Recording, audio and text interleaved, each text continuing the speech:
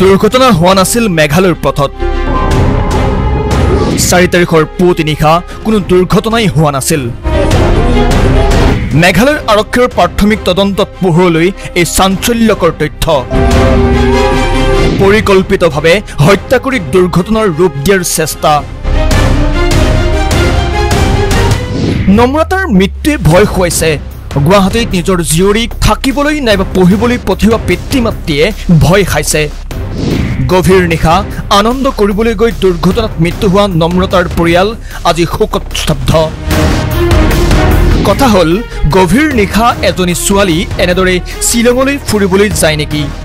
পূৰ্বৰ সমাজ ব্যৱস্থাৰ মতে নিশা হলে ছোৱালী বুৱাৰী ঘৰত সোমায় কিন্তু এতিয়া নিজকে বেছি স্বাধীন দেখুৱাবলৈ গৈ নিজৰ বিপদ নিজেই ছপাই লোৱা নাইনে নম্ৰতাৰ লগত কি সম্পৰ্ক আছিল চাৰি বন্ধুৰ মৃগাংক বৰুৱাৰ হোমষ্টেত নিশা কি চলে নিশা হলেই মৃগাংক বৰুৱাৰ হোমষ্টেত যুৱক যুৱতীৰ কিয় ভিৰ হয় নিশা হুলস্থুলীয়া পৰিৱেশ হয় হোমষ্টেত মহানগৰ আৰক্ষী আৰু মেঘালয় আৰক্ষীৰ সহযোগত মৃগাংকৰ হোমষ্টেত চলিছে অভিযান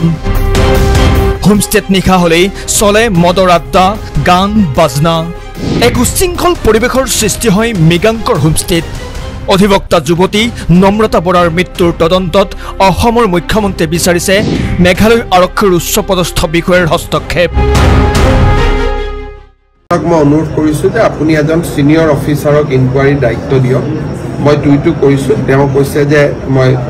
আজি দিনটোৰ ভিতৰতে আলোচনা কৰি সিনিয়ৰ অফিচাৰ জনক দিম আৰু আমি গুৱাহাটীটো এই ঘটনাৰ আৰত কি আছে চাবৰ কাৰণে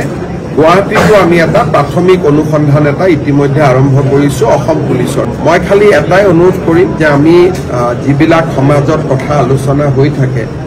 অকণমান আমাৰ গাৰ্জেনৰ পৰা ডেকা ল'ৰা ছোৱালীলৈকে আমি যাতে অকণমান সচেতন হওঁ সাৱধান হওঁ সতৰ্ক হৈ থাকোঁ অলপমান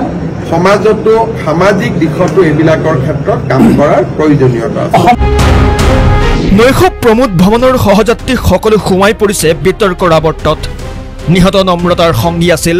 এডিএফৰ বিধায়ক হাফিজৰ 40 বছৰীয়া পুত্ৰ আনেতুল ৱাডুদৰ নাম লগতে মৃগাংক বৰা গায়ত্ৰী বৰা আৰু প্ৰজ্ঞা দিহিঙীয়া আৰক্ষীয়ে সংগ্ৰহ কৰিছে বিভিন্ন স্থানৰ চিচিটিভি ভিজুৱেল আৰক্ষীৰ তদন্তই পোহৰলৈ আনিব দুৰ্ঘটনাৰ মাজত লুকাই থকা সেই ৰহস্যজনক কথা বতৰাবোৰ সঁচাকৈ নম্ৰতাৰ দুৰ্ঘটনা নে পৰিকল্পিত হত্যাকাণ্ড সেয়া জানিবলৈ ৰব লাগিব আৰক্ষীৰ পৰৱৰ্তী প্ৰতিবেদনলৈ